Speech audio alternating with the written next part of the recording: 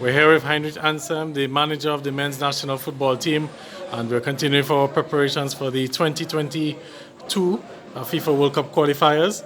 Mr. Anselm, good afternoon, and of course, just give us an idea as to how the preparations have been going so far. Well, so far I'll say we are well prepared, at least 95% prepared. And right now we are in camp and we are observing the protocols that are required for participants in the World Cup qualifiers. Um, we have staff in charge of hygiene, a team medical officer, and we are also getting a doctor, Dr. Dylan Dyer, and he will be assisting us in Dominican Republic and throughout the trip. It's, of course, unusual times, unique times for Dominica, and not just Dominica, but the entire world, as the team is going to be traveling during this COVID-19 pandemic. What are some of the precautions that have been implemented for the team? Well, firstly, we have to be in camp at least 14 days before we travel.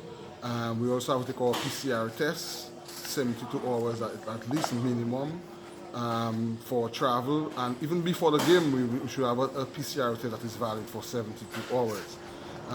We have about 3 PCR tests to take. We will take one on our departure, and we'll also have one before the match, before both matches, and possibly another one on our way back to Dominica.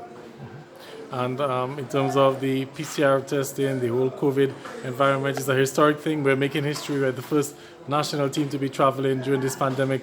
How have the guys reacted to that? Well, I'm not too sure the reactions that will be yet. A number of persons have never taken a PCR test before.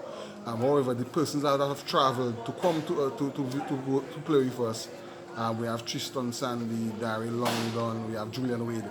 These persons have already taken PCR tests, also Glenson Prince. A number of the other players have not taken a PCR test. Even myself, so I'm not too sure how taking that test, I think it's very uncomfortable.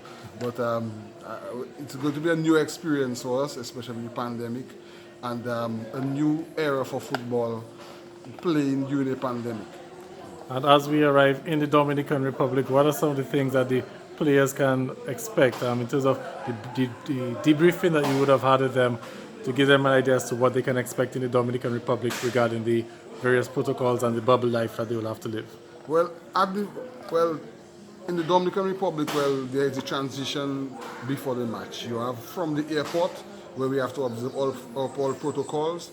Our medical officer, medic, will have at least sanitizers to spray persons at the airport and so on. We have to minimize our contact with surfaces at the airport. Go onto the team bus, then go to the hotel. At the hotel, we cannot mingle with guests. We have to stay in our room and observe the necessary protocols: hand washing, proper hygiene, social distancing. And then let's go into the game itself. We have to present our PCR tests before the match. Before we enter the stadium, we should present a negative PCR test. And then in the stadium, observe the necessary protocols.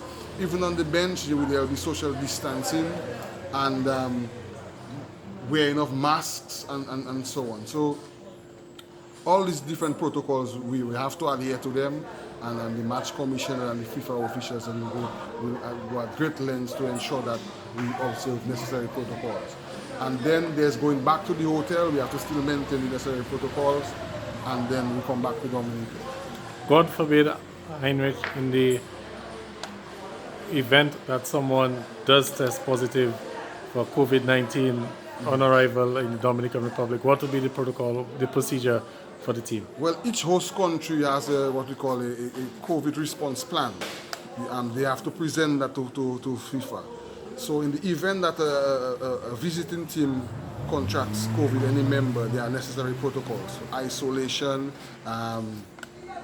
being quarantined at the hotel or at the facility in the host country. So they will take care of that because it's a risk to the country. And on our end, we also have travel insurance for all staff and players, and we will be guided by the host country's protocols for any person that has contracted COVID.